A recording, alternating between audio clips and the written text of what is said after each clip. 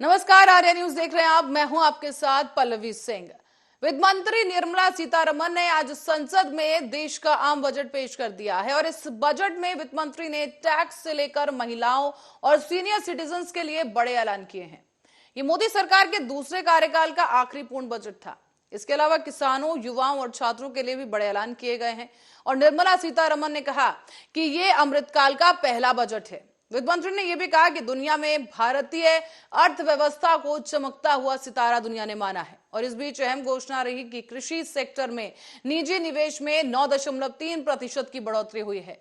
सभी फसलों का एमएसपी 1.5 गुना बढ़ा दिया गया है और कृषि क्षेत्र में 18.6 लाख करोड़ का क्रेडिट अनाज का उत्पादन 315 लाख टन बढ़ा। 11.3 करोड़ किसानों को किसान सम्मान निधि का लाभ मिला और ई मंडी में 2.39 लाख करोड़ का व्यापार हुआ है। साथ ही साथ 1 करोड़ 74 लाख किसानों को फायदा पहुंचा। इस बीच बजट पेश करते हुए संसद से निर्मला सीतारमण ने क्या कुछ कहा, ये वो आपको सुनाते हैं। Months. Continuing our commitment to ensure food and nutritional security, we are implementing from 1st January 2023 a scheme to supply free food grain to all Antyodaya and priority households for the next 1 year. Under PM Garib Kalyan Anna Yojana, the entire expenditure of about 2 lakh crore will be borne by the central government. In these times of global challenges, the G20 presidency gives us a unique opportunity to strengthen India's role in the world economic order. With the theme of Vasudhaiva Kutumbakam, we are steering an ambitious, people-centric agenda to address global challenges and to facilitate sustainable economic development. The government's efforts since 2014 have ensured for all citizens a better quality of life and life of dignity. The per capita income has more than doubled to 1.97 lakh rupees. In these 9 years, the Indian economy has increased in size from being 10th to 5th largest in the world.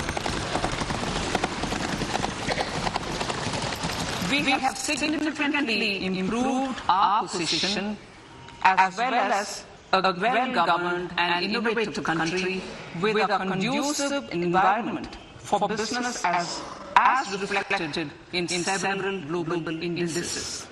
We have made a significant progress in many sustainable development goals. The economy has become a lot more formalized as reflected in the EPFO membership, more than doubling to 27 crore and rupees 7,400 crore digital payments of 126 lakh crore rupees through UPI in 2022. The efficient implementation of many schemes with universal. और अक्सर होता है कि budget में कुछ ऐसे शब्द सुनाई देते हैं जो आम जनता के लिए समझ पाना थोड़ा मुश्किल हो जाता है। इसलिए आपके लिए आज एक विशेष तौर पर एक्सप्लेन करते हुए बताएंगे कि आखिर ये जो बजट होते हैं वो कितने तरह के बजट होते हैं। तो ग्राफिक्स के जरिए चलिए आपको समझाते हैं बजट के बारे में कि दरअसल बजट जो होते हैं वो 3 तरह के बजट होते हैं। पहला बजट होता है बैलेंस बजट। इस बजट में सरकार का खर्च और कमाई एक बराबर होती है। उसके बाद आता है डेफिसिट बजट, जिसमें इस तरह के बजट में सरकार की कमाई खर्च से कम होती है। फिर आता है सरप्लस बजट। इस तरह के बजट में सरकार की जो कमाई होती है वो खर्च से ज्यादा होती है। इसीलिए इस तरह के बजट्स में इसको कैटेगराइज किया गया है, डिवाइड किया गया है। अब इसके बाद आपको और बातें भी समझाएंगे बजट से जुड़ी हुई कि आखिर जिस तरीके के बजट होते हैं उसके बाद जो विधेयक आता है, बिल आते हैं, उस तरह से कैसे आगे की प्रक्रिया होती है। स्क्रीन पर आपको हम दिखा रहे हैं कि डेफिसिट बजट क्या होता है। इस बजट में सरकार की जो कमाई है वो खर्च से कम होती है। सरप्लस बजट आता है, फिर उसके बाद इस बजट में सरकार की जो कमाई है वो खर्च से ज्यादा होती है। और बैलेंस बजट में सरकार की कमाई और खर्च, यानी जितना भी सरकार खर्च कर रही है जनता पर सेक्टर्स में अलग अलग, उसकी कमाई भी उतनी ही आ रही है जितनी खर्च हो रहा है। ऐसे में वो आपको आगे बताते हैं। ये दूसरी स्क्रीन पर आपको दिखाते चलें कि फाइनेंस बिल यानी कि वित्त विधेयक किसे कहते हैं। दरअसल आपको बता दें कि ये विधेयक होता है, इसमें सरकार संसद में फाइनेंस बिल पेश करती है।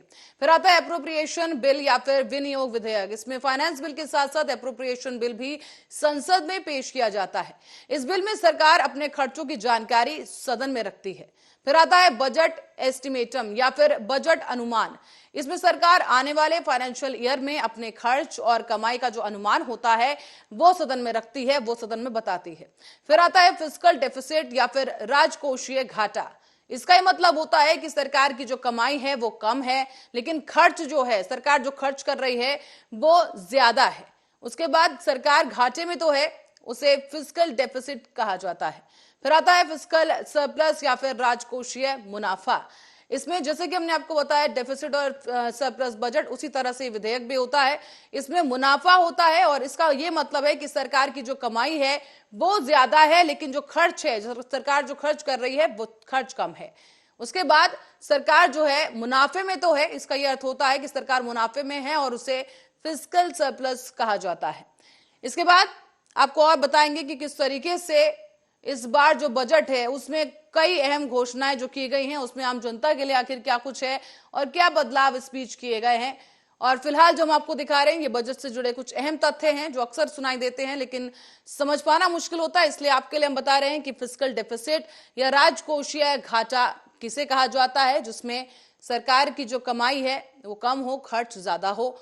फिस्कल सरप्लस या राजकोषीय मुनाफा उसे कहते हैं जब सरकार की जो कमाई है वो ज्यादा हो, लेकिन खर्च जो है सरकार ने जो किया है वो कम हो। अब आपकी स्क्रीन पर हम आपको दिखा रहे हैं केंद्रीय बजट की बड़ी घोषणाएं। इस बार 7 लाख की आय तक कोई टैक्स जो है वो नहीं देना होगा। उसके बाद इलेक्ट्रॉनिक वाहन, ऑटोमोबाइल्स, खिलौने और देसी मोबाइल सस्ते किए जाएंगे। एक और बड़ी अहम घोषणा की गई कि महिलाओं और वरिष्ठ नागरिकों के लिए बड़ी राहत पहुंचाई गई है। गरीब खाद्यान्न योजना 1 साल के लिए और बढ़ा दी गई, यानी कि अब गरीब जो वर्ग के लोग हैं उन्हें मुफ्त अनाज 1 साल और तक के लिए मिल सकेगा। उसके बाद पैन अब राष्ट्रीय पहचान पत्र के रूप में भी जाना जाएगा, यानी कि जो आपका पैन कार्ड है वो आपके राष्ट्रीय प्रमाण पत्र के रूप में जाना जाएगा। उसके बाद एक अहम घोषणा होती है कि भारतीय अर्थव्यवस्था आकार में 10वें से 5वें स्थान पर पहुंच गई है। और इस बीच एक और अहम घोषणा देखने को मिली है जो आपकी स्क्रीन पर हम आपको दिखा रहे हैं कि लिथियम आयन बैटरी वाली जो मशीनरी है उसके आयात पर ड्यूटी को कम कर दिया गया है और ओपन सेल पर इंपोर्ट ड्यूटी घटकर अब 2.5% तक हो गई है, यानी कि अब जो एलईडी टीवी हैं वो सस्ते हो जाएंगे। उसके बाद बजट पेश होने के बाद शेयर बाजार में भी एक बड़ा उछाल देखा गया है। यहाँ आपको विस्तार से बताते चलें कि जो शेयर बाजार है उसकी मौजूदा स्थिति जो देखने को मिली बजट के ठीक बाद कि सेंसेक्स 1133 अंक की तेजी के साथ 60,682 अंक पर पहुंच गया। इसके साथ ही आपको आगे बता दें कि जो वरिष्ठ नागरिक खाता स्कीम है उसकी सीमा को 4.5 लाख से बढ़ाकर अब 9 लाख कर दिया गया है। साथ ही महिलाओं को 2 लाख की बचत पर अब 7.5% का ब्याज मिल सकेगा, यानी महिलाओं के लिए एक खुशखबरी ये बजट लेकर आया है जहां पर उन्हें ब्याज में बढ़ोतरी की गई है। जहां पर आपको बताते चलें एक बार फिर से कि महिलाओं को उनकी जो बचत होगी उस पर 7.5% का ब्याज मिलेगा 2 लाख की बचत पर। और युवाओं के लिए भी इस बजट में खास रखा गया जहां युवाओं के लिए अखिल भारतीय राष्ट्रीय शिशुता योजना की घोषणा कर दी गई है। इसके आगे 1 करोड़ किसानों को प्राकृतिक खेती में सहायता दी जाएगी। साथ ही उपयुक्त बुनियादी ढांचे का वर्गीकरण किया जाएगा। विशेष समिति की इसके लिए गठन होगा जो कि इस बुनियादी ढांचे को लेकर विस्तृत तरीके से एक रोड मैप तैयार करेगी। वित्त पोषण ढांचे को बनाने के लिए एक विशेष समिति भी गठित की जाएगी। इसके आगे आपको ये बताते चलें कि जिस तरीके से ये बजट को तैयार किया गया है इसे एक बैलेंस बजट कहा जा रहा है।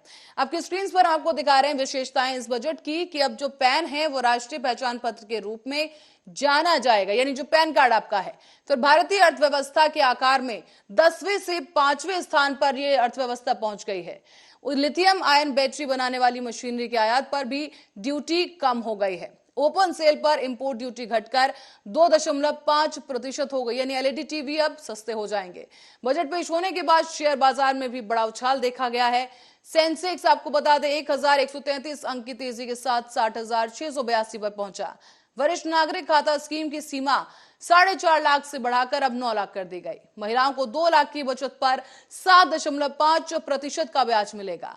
युवाओं के लिए अखिल भारतीय राष्ट्रीय शिशुता योजना की घोषणा कर दी गई है। साथ ही साथ 1 करोड़ किसानों को अब प्राकृतिक खेती में सहायता दी जाएगी। इस बजट में उपयुक्त बुनियादी ढांचे का वर्गीकरण और विशेषज्ञ समिति का भी गठन किया जाएगा। वित्त पोषण ढांचे को बनाने के लिए भी एक विशेष समिति गठित की जाएगी।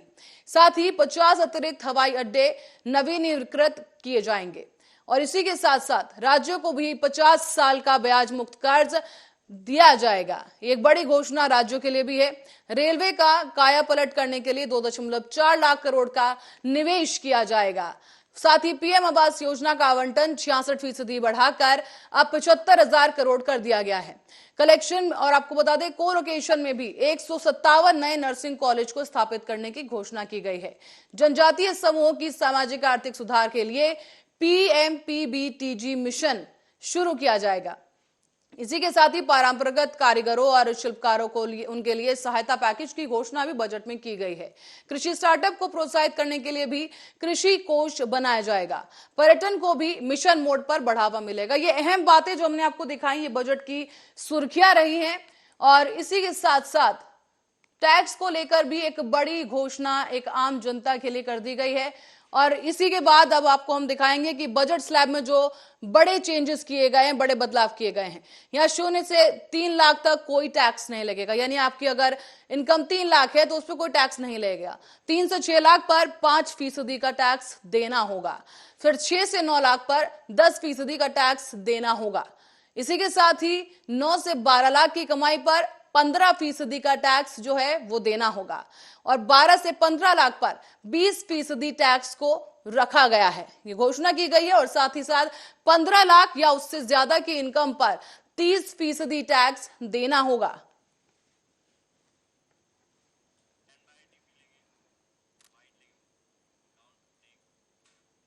तो वहीं ये बजट की विशेषताएं हमने आपको बताई और इसी के साथ आपको ये भी बता दें कि बजट पेश होने के बाद प्रधानमंत्री नरेंद्र मोदी ने बजट को लेकर एक संबोधन किया है। इसमें उन्होंने कहा कि करोड़ों विश्वकर्मा इस देश के निर्माता हैं और मूर्तिकार, शिल्पकार ये सभी देश के लिए मेहनत करते हैं। इस देश में बजट पहली बार अनेक प्रोत्साहन योजना लेकर आया है। ऐसे लोगों के लिए टेक्नोलॉजी, क्रेडिट और मार्केट की योजना की गई है। और साथ ही पीएम ने कहा कि पीएम विश्वकर्मा योजना शुरू की गई, यानी कि विकास इन विश्वकर्माओं के लिए एक बड़ा बदलाव लाएगा। प्रधानमंत्री ने और क्या कुछ कहा, आइए वो आपको सुनवाते हैं। अमृत काल का ये पहला बजट विकसित भारत के विराट संकल्प को पूरा करने के लिए एक मजबूत नींव का निर्माण करेगा। ये बजट वंचितों को वरीयता देता है। ये बजट आज की एस्पिरेशनल सोसाइटी, गांव, गरीब, किसान, मध्यम वर्ग सभी के सपनों को पूरा करेगा। मैं वित्त मंत्री निर्मला जी और उनकी टीम को इस ऐतिहासिक बजट के लिए बधाई देता हूं। साथियों, परंपरागत रूप से अपने हाथ से औजारों और टूल्स से कड़ी मेहनत कर कुछ न कुछ सृजन करने वाले करोड़ों विश्वकर्मा इस देश के निर्माता है। लोहार, सुनार, कुम्हार, सुथार, मूर्तिकार, कारीगर, मिस्त्री, अनगिनत लोगों की बहुत बड़ी लंबी लिस्ट है। इन सभी विश्वकर्माओं की मेहनत और सृजन को देश इस बजट में पहली बार अनेक प्रोत्साहन योजना लेकर के आया है। ऐसे लोगों के लिए ट्रेनिंग, टेक्नोलॉजी, क्रेडिट और मार्केट सपोर्ट की व्यवस्था की गई है। पीएम विश्वकर्मा कौशल सम्मान यानी पीएम विकास करोड़ों विश्वकर्माओं के जीवन में बहुत बड़ा बदलाव लाएगा। साथियों, शहरी महिलाओं से लेकर गांव में रहने वाली महिलाएं हो, कारोबार रोजगार में व्यस्त महिलाएं हो या घर काम में व्यस्त महिलाएं हो, उनके जीवन को आसान बनाने के लिए बीते वर्षों में सरकार ने अनेकविध कदम उठाए हैं। और पीएम के इस भाषण के बाद अब आपको ये बता दें कि बजट पेश हो चुका है और बजट में कई घोषणाएं भी की गई, लेकिन इस बीच जो विपक्ष है उसकी आंखों में बजट खटक जरूर रहा है। इसकी शुरुआत अब करते हैं। बता दें आपको कि बसपा प्रमुख मायावती ने धड़ाधड़ ट्वीट किए, केंद्रीय बजट पर अपनी प्रतिक्रिया उन्होंने दी। उन्होंने कहा कि लोग उम्मीदों के सारे जीते हैं, लेकिन झूठी उम्मीदें क्यों? बजट पार्टी से ज्यादा देश के लिए हो तो बेहतर होता है, क्योंकि देश के 130 करोड़ गरीब, मजदूर, वंचित और किसान अपने अमृतकाल को तरस रहे हैं। बजट के बाद मायावती ने ट्वीट कर कहा है कि केंद्र सरकार जब भी योजना लाभार्थियों के आंकड़ों की बात करे तो उसे ये जरूर याद रखना चाहिए कि ये लगभग 130 करोड़ गरीबों, मजदूरों, वंचितों और किसानों जैसे लोगों के लिए विशाल देश है जो अपने अमृतकाल को तरस रहे हैं। बातें ज्यादा हैं, बजट पार्टी से ज्यादा देश के लिए हो तो बेहतर है। इसी कड़ी में अखिलेश यादव ने भी कहा कि भाजपाई बजट महंगाई और बेरोजगारी दोनों को और बढ़ाता है। उन्होंने भी ट्वीट किया, यानी अखिलेश यादव ने ट्वीट करते हुए कहा कि भाजपा अपनी सरकार के बजट का दशक पूरा कर रही है, पर जब देश की जनता को पहले कुछ ना दिया गया हो तो अब क्या देगी? भाजपाई बजट महंगाई और बेरोजगारी को और बढ़ाता है। किसान, मजदूर, युवा, महिला, नौकर पेशा, व्यापारी वर्ग में इसे आशा नहीं निराशा बढ़ती है, क्योंकि ये चंद बड़े लोगों को ही लाभ पहुंचाने के लिए बनता है। साथ ही इस बीच इस कड़ी में मल्लिकार्जुन खड़गे भी शामिल हो गए, जिन्होंने ट्वीट कर धड़ाधड़ फोटोज पोस्ट किए हैं, जो हम आपको दिखा रहे हैं स्क्रीन पर। ये कुछ फोटोज हैं जिसके साथ साथ ट्वीट करते हुए यहाँ पर खड़गे ने कहा और पूरी भड़ास निकाली है। उन्होंने कहा कि बजट में ऐसा कुछ नहीं है जिससे कि रोजमर्रा की वस्तुओं के दामों में कोई कमी आए। इस बजट में दलित, आदिवासी, पिछड़े वर्ग के कल्याण के लिए कुछ भी नहीं है। उनका ये कहना है कि उनके गरीबों के अधिकारों की रक्षा करने के लिए भी कदम नहीं उठाया गया। शिक्षा और स्वास्थ्य बजट में कोई बढ़ावा नहीं किया गया है, कमी आई है। किसान विरोधी नरेंद्र मोदी सरकार ने किसानों के लिए बजट में कुछ नहीं दिया। इस कड़ी में आपको बता दें कि तेजस्वी यादव ने भी अपनी प्रतिक्रिया जाहिर की और उन्होंने कहा कि बिहार को इस बजट में कुछ नहीं मिला है। देश में महंगाई, बेरोजगारी और बेतहाशा बढ़ गई है, लेकिन इसको रोकने के लिए कोई कदम नहीं दिखा। वित्त मंत्री निर्मला सीतारमण ने नहीं बताया कि सरकार कैसे आम लोगों की इन समस्याओं को उबारने में मदद करेगी। ये ट्वीट हम आपको दिखा रहे हैं, ये जो मायावती की तरफ से किया गया है, जहां उन्होंने साफ तौर पर बजट को लेकर केंद्र सरकार पर जमकर कटाक्ष किए।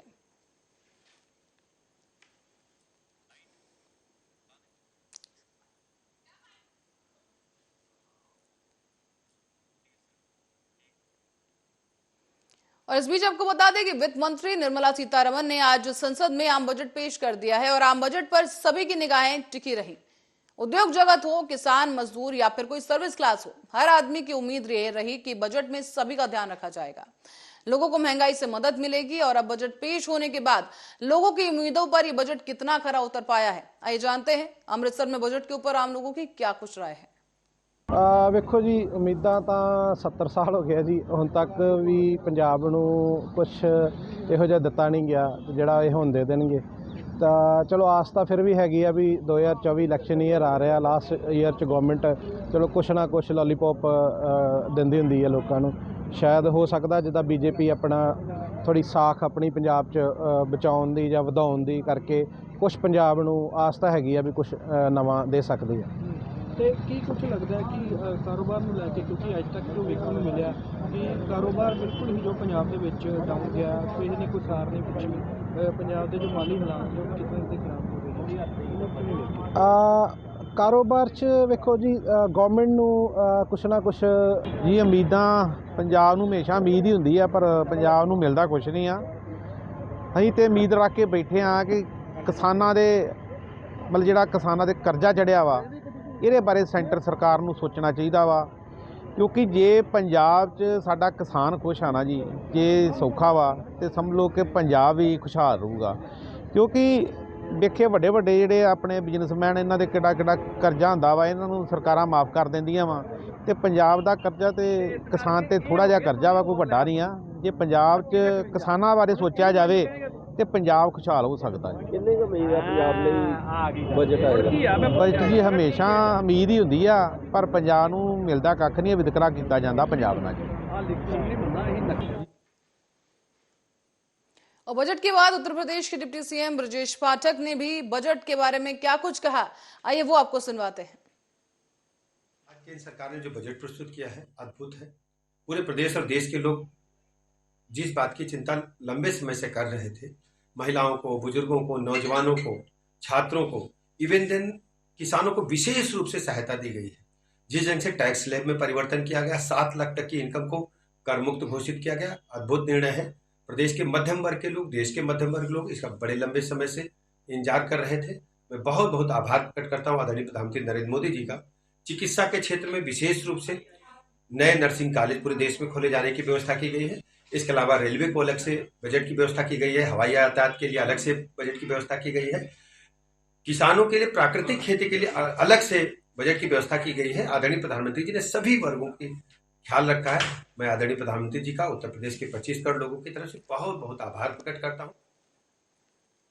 और बजट 2023 को लेकर कांग्रेस ने भी प्रतिक्रिया देते हुए कहा कि इस बजट से युवाओं, किसानों और आम आदमी को बड़ी उम्मीदें थी, लेकिन ये बजट जनहित भूलकर सरकार के उद्योगपति मित्रों को बचाने तक समिति अपने लोगों को सिर्फ राशन और दूसरे देशों को लोन, यही है भाजपा का अमृतकाल।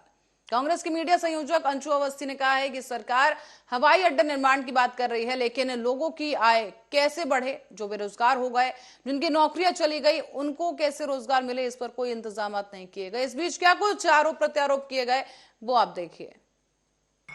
बड़ी उम्मीदें थी इस बजट से, लेकिन इस बजट के आने के बाद ये बात साफ हो चुकी है कि सरकार थक चुकी है। अब सरकार के पास कुछ भी बचा नहीं, क्योंकि पिछले 8 साल में सिर्फ और सिर्फ उद्योगपतियों को और अमीर बनाने के लिए सभी सार्वजनिक उपक्रमों को बेचते रहे। देश का युवा बेरोजगार होकर सड़क पर टहलता रहा। किसान जाड़ा, बरसात, गर्मी में उन काले कानूनों के खिलाफ विरोध प्रदर्शन करता रहा। उम्मीद थी कि इस आखिरी बजट में आखिर देश के युवाओं के लिए, किसानों के लिए, आम आदमी के लिए, महिलाओं के लिए कुछ प्रबंध होंगे, लेकिन कुछ नहीं। अगर हाँ प्रबंध हैं तो सिर्फ विदेश को कर्ज देने के। आखिर क्यों? अपने देश के लोगों को राशन और विदेश को कर्ज, यही भाजपा का अमृतकाल है। प्रधानमंत्री जी की जो फ्लैगशिप कार्यक्रम थे उनका भी इस बजट में कोई अता पता नहीं। हाँ, एक उपलब्धि जरूर मिली कि पैन कार्ड अब राष्ट्रीय पहचान पत्र बन चुका है। आय हो न हो, आप उसे लेकर सिर्फ राष्ट्रीय पहचान पत्र दिखा। और बजट के बाद वित्त मंत्री निर्मला सीतारमण ने एक प्रेस कॉन्फ्रेंस करते हुए समझाया है कि बजट की क्या कुछ घोषणाएं की गई और उनमें क्या कुछ अहम बातें हैं जो समझने की जरूरत है, क्योंकि आरोप प्रत्यारोप के बीच निर्मला सीतारमण ने एक पैनल के साथ मिलकर ये प्रेस कॉन्फ्रेंस की है। In some states they are called Vishwakarmas, in some other states some castes are referred to as Vishwakarma, but what we mean here is to cover all those artisans and craftspeople who do things with their hands using some tools, so not specifically only to some particular communities, but to all who create the soft power of India through their craftsmanship. Then the 4 is green growth, the 4th one, which is in every sphere of life we have policy interventions and enabling provisions made so that India moves fast on the transition to renewable energy, the investments made for hydrogen mission, renewable energy transitional facilities which we need, natural gas, and also looking at biogas, also evacuation of power from renewable energy sources located in Ladakh to the rest of the country. So those are 4 highlights which I'd like you to go back to see the scale in which we are approaching these issues and the impact that it will have on large sections of India's population.